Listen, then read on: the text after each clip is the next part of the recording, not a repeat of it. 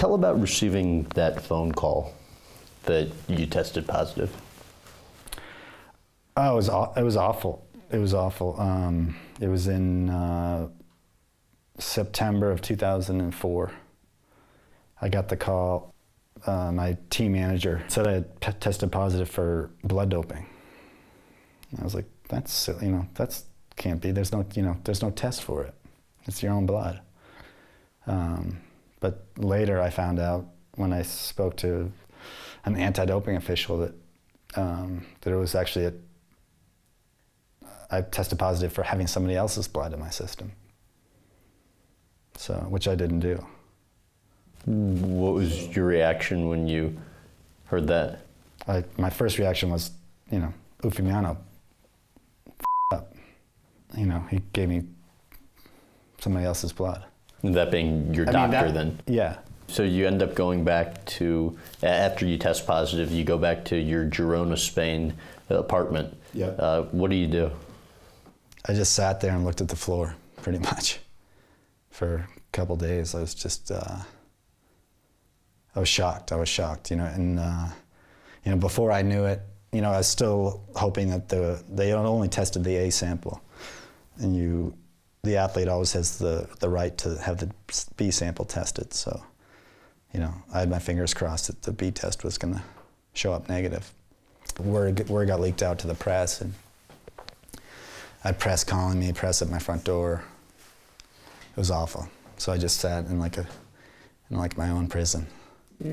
How do you spend 2 days looking at the ground in your apartment? I don't know. I mean, it was just, I felt like it was a bad dream. I was gonna just wake up and I was gonna be out of it. But I quickly learned that it was real. After you tested positive, why lie? Well, they were accusing me of one thing that I didn't do. I mean, obviously I did everything else, but it was like I was a bank robber and I robbed all these banks over here, but I didn't rob that bank, And at the time, I was adamant about it. The only way I'm going to be able to continue in this sport is if I fight it.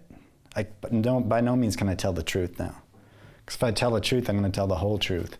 And that will probably ruin 60 careers, staff included, riders and staff, if I tell the whole truth. If I could go back and do it today, absolutely, tell the truth. Would have done it 100 times again. Explain why it would have ruined so many other careers had you done it then? Because I knew, yes, I did blood transfusions, yes, I took EPO, yes, I took testosterone. Okay, the next question, where'd you get it? Who'd you do it with? Those kind of questions. So you're gonna open up a huge can of worms. And I knew if I did that, there's a sort of a mafia in cycling, and you're not gonna be invited back into the sport. When you do serve, ever. Just when you do serve your suspension. And I kept silent. There's an omerta, a code of silence within the sport. It still exists today.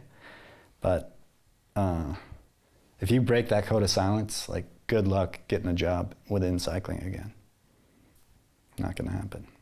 After doing this, after writing this book, unless cycling changes a significant amount, I'll never work within the sport again. No. Why?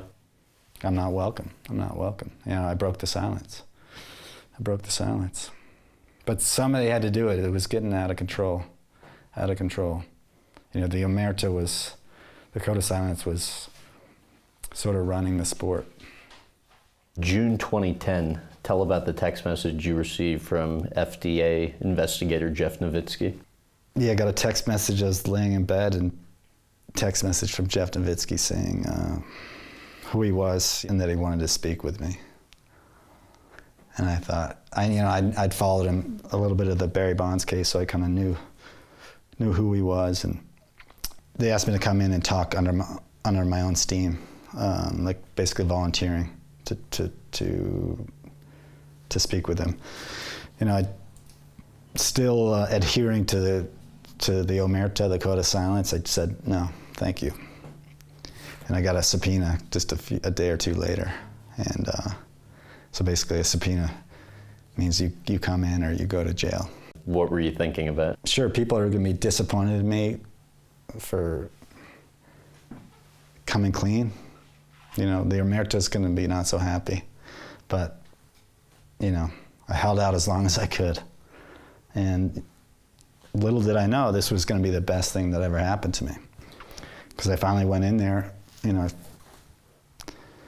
raised my right hand and told the truth and the whole truth and nothing but the truth. When did you make the decision that you were going to tell the truth? It was soon thereafter. I don't know exactly where it was, but it was soon thereafter that after I got the subpoena, it was like, okay, I'd received a message from my lawyer that, Lance's lawyers wanted to help me, so to speak. And, What did they want to help with? Help with my legal defense or whatever. I'm not sure exactly, but, For free? I thought about that for about a second, and then, yeah, they offered their services for free. But I was done living the lie. Why do you think Lance's lawyers were volunteering their services for free? Your guess is as good as mine, but it was the best thing that ever happened to me, because it forced me. Like I was like still living to the code of silence, and even though I'd like lost all my friends over there at the top of the sport, but I still felt this sense of like I gotta keep this omerta going, because I don't want to ruin any lives. I felt kind of guilty for having to tell the truth, but once I told the truth, it was a huge weight off my back. I was planning on going to the grave with those secrets, really. I was planning on it. It's never too late. It's never too late, and I understand. Like, I've disappointed a lot of people. Some people will never like me, and that's fine. They have every right to. I lied to people for a long time. I lied to everybody, but people want to forgive, and I feel pretty lucky to be in this situation today.